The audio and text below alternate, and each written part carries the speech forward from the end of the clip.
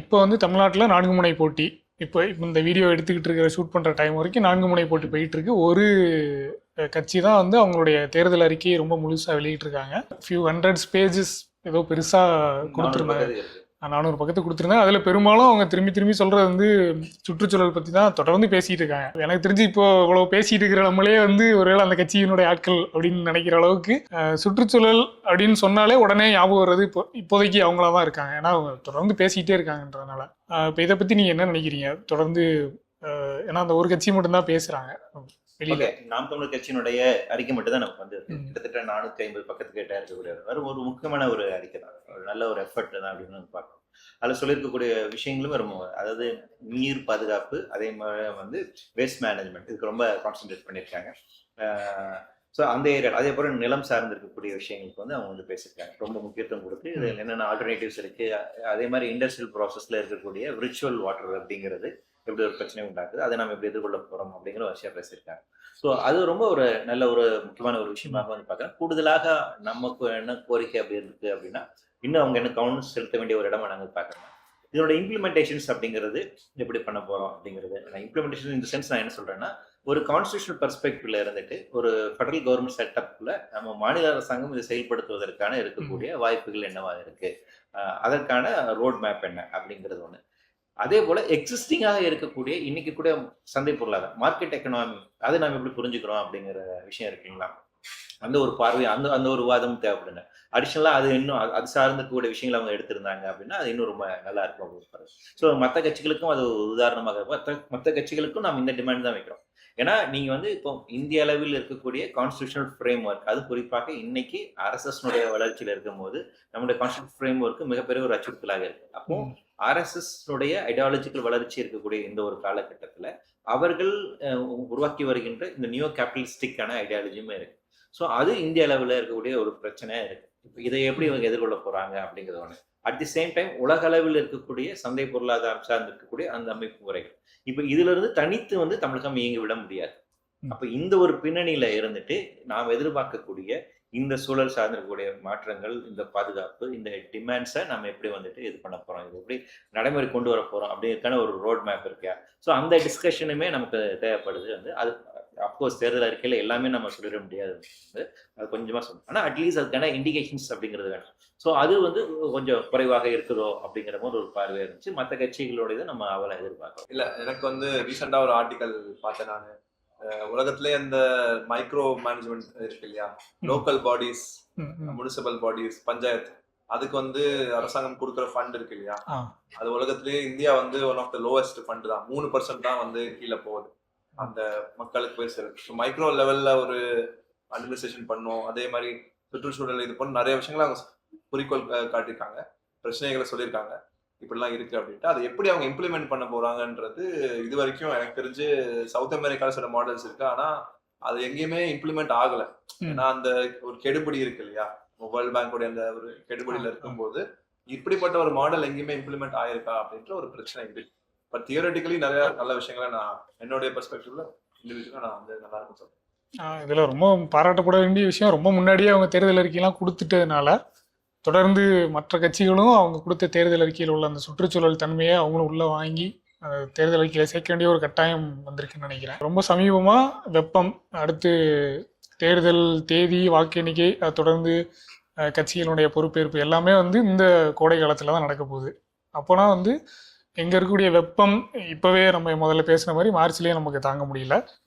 இதில் நம்ம தொடர்ந்து கவனிக்கக்கூடிய விஷயம் என்னென்னா, நிறைய கூட்டங்கள் சேர்ற இடத்துல தொடர்ச்சியாக நிறைய எதிர்பாராத மரணங்கள் ஏற்படுது. அதுவும் குறிப்பாக வெப்பம் அதில் முக்கியமான காரணியாக இருக்குது அப்படின்னு பேசுகிறோம். நிறைய பேர் கூட்டங்களை மயக்கம் போட்டு கூட விழுகிறாங்க. ரொம்ப முக்கியமாக அதிமுகவோட ஒரு தேர்தல் வேட்பாளர் அறிமுக கூட்டத்தில் கூட தேர்தல் வேட்பாளராக இருந்தவர் ஜீப்லேருந்து மயக்கம் போட்டார். ஸோ இப்படி நிறைய சொல்கிறோம், நிறைய பார்த்துக்கிட்டு இருக்கிறோம். அப்படின்னா நம்ம பூலை நண்பர்லேருந்து இந்திய தேர்தல் ஆணையத்துக்கும் நம்ம ஒரு கோரிக்கை வச்சுருந்தோம். இந்த மாடல் கோட் ஆஃப் கான்டாக்டில் 10 மணிக்கு மேலே பிரச்சாரம் பண்ணக்கூடாதுன்னு இருக்கிற மாதிரி, வெயில் அதிகமாக இருக்கிற நேரத்துலையும் பண்ணாதீங்க அப்படின்ற மாதிரியான கோரிக்கைகள்லாம் வச்சுருந்தோம். அப்போது அந்த கோரிக்கைகள் வேறு என்னென்ன கோரிக்கைகள் வச்சுருந்தோம். இப்போ தேர்தல் பிரச்சாரத்தில் பரப்புரையில் ஈடுபடக்கூடிய கட்சிகள் அல்லது வேட்பாளர்கள் அந்த வெப்பத்தை எந்த அளவுக்கு ரொம்ப சீரியஸாக எடுத்துக்கிறணும்னு நினைக்கிறீங்க? சீரியஸாக கண்டிப்பாக எடுத்து தான் ஆகணும். ஏன்னா கடந்த காலங்களில் நிறைய அரசியல் கூட்டங்கள் நம்ம தொடர்ச்சியாக வந்து பார்க்குறோம். அது கூட்டப்பட்ட கூட்டங்களில் நிறைய மரணங்கள் அப்படிங்கிறது நிகழ்ந்திருக்கு. ஸோ இந்த மரணங்கள் எல்லாமே இன்னைக்கு விசாரணைக்கு உட்பட்டதுமே இருக்கு. வந்து நம்மளை பொறுத்த வரைக்கும் அந்த ஒரு நிறைய குரூப் ஆஃப் பீப்புள்ஸ் வந்துட்டு ஒரு இடத்துல கூடுறாங்க அப்படின்னா அந்த இடத்துல வந்துட்டு இயல்பா வந்துட்டு அதனுடைய வெப்பத்தன்மை அப்படிங்கிறது அதிகரித்து அது அந்த ஹீட் இன்டியூஸ் டெத் அப்படிங்கிறத நம்ம வந்து பார்க்கணும். ஸோ அது குறித்தான ஆய்வுகள் நிறைய நிகழ் பண்ணியிருக்காங்க. அது இன்னும் கொஞ்சம் எக்ஸ்பிளைனாக சொல்லுவோம். ஆனா இது கோரிக்கையா நம்ம வைக்கிறது என்ன அப்படின்னா இன்னைக்கு வந்து இன்னைக்கு ஐஎம்டிஐனுடைய டெஃபினிஷன் எந்த அளவுக்கு மாற்ற வேண்டிய தேவை இருக்கும் அப்படிங்கும் போது அப்போ ஒரு பொது வெளியில திறந்த வெளியில பொதுக்கூட்டங்கள் நடத்தக்கூடிய தன்மை தற்போது இருக்குதா அப்படின்னு கேட்டீங்கன்னா அந்த தன்மை நம்ம கொஞ்சமே இழந்துட்டு வரோம். ஸோ அது லாஸ்ட் எலெக்ஷன்ல வந்து பார்த்தா எலெக்ஷன் டியூட்டில இருந்த நிறைய ஊழியர்கள் இறந்து போனாங்க. கிட்டத்தட்ட 31 பேர் இறந்து போனாங்க. ஸோ அதை வந்து பார்த்தோம். ஸோ அப்படி இருக்க ஒரு நிலைமையில வந்துட்டு அப்போ இந்த தேர்தலையும் இந்த மாதிரி உயிரிழப்புகள் இல்லாமல் இருக்கும் அப்படின்னா கடுமையான வெப்பம் இருக்கக்கூடிய ஒரு காலகட்டத்தில் முடிந்த அளவுக்கு இந்த மாதிரி பிரச்சாரங்கள் பொது கூட்டங்கள் அப்படிங்கிறது தவிர்ப்பது ரொம்ப நல்ல விதமான விஷயம். அப்போ அதுக்கான ஆல்டர்னேட்டிவ்ஸை நம்ம வந்துட்டு யோசிக்கணும். இன்னைக்கு வந்துட்டு ஒரு ஒரு ஒரு நிற்கக்கூடிய வேட்பாளர் வந்துட்டு அவர் வீதி வீதிக்காக செல்ல வேணுங்கிற அவசியம் இல்லை. இன்னைக்கு டிஜிட்டல் மீடியா பயங்கரம் வளர்ந்துருச்சு இல்லைங்களா? அப்போ கவர்மெண்ட் வந்து ஒரு ஸ்பேஸை வந்து உருவாக்கி கொடுக்கலாம். இப்போ வந்து நீங்க யூஎஸ்ல அவங்க பிரசிடென்ட் எலெக்ஷன் நடக்கும்போது பாத்தீங்கன்னா 2 கேண்டிடேட் வந்து டிபேட் நடத்துவாங்க. ஒரு யூனிவர்சிட்டி எது நடத்தும்.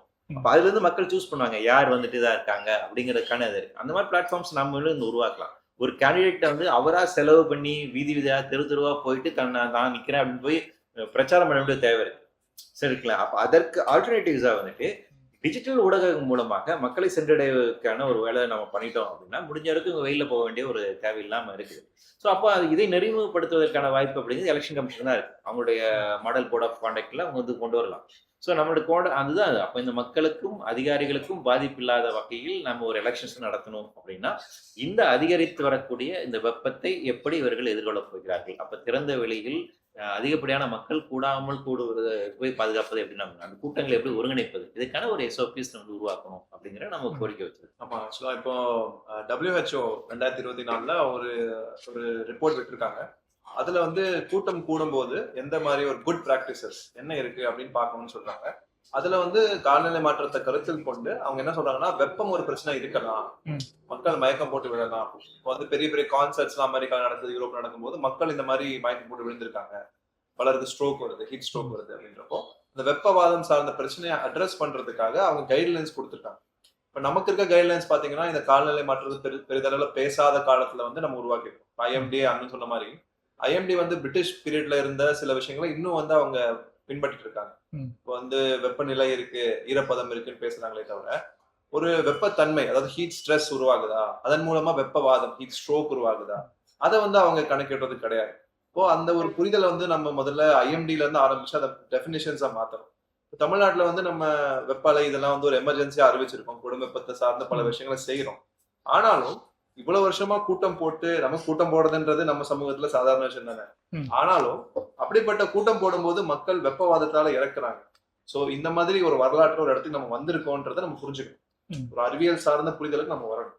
இப்போ இப்படிப்பட்ட இடங்கள்ல கூட்டம் போடுறது இல்ல அரசியல் கூட்டங்கள் போடும்போது இப்படிதான் வெப்பவாதம் வந்து வெப்பத்தாலதான் உண்டாச்சா அப்படின்ற ஒரு ஆய்வுகள் நாங்க வெளியிட்டு வரோம். அதை வந்து மாடல் செய்யறோம். அதை வந்து டிஜிட்டல் ட்வின்ஸ் வச்சு அதாவது சாஃப்ட்வேர் யூஸ் பண்ணி நாங்க வந்து மாடல் பண்ணி சொல்றோம் இப்படிப்பட்ட இடங்கள்ல மக்களுக்கு வெப்பவாதம் வரும் அப்படின்ற ஒரு இதை கொண்டு வரும். இப்போ அறிவியல் வந்து அப்ளை பண்ணும்போது அந்த டெக்னாலஜி இருக்கு நம்ம கிட்ட, அதுக்கான மென்பொருள் வசதிகளும் இருக்கு. அப்படின்றப்போ அதை சார்ந்து மக்களை வந்து பாதுகாக்கிற விதமா நம்ம வந்து வழிமுறைகளை வந்து கையாள வேண்டியது. அதற்கான வார்னிங் சிஸ்டம் இருக்கணும்.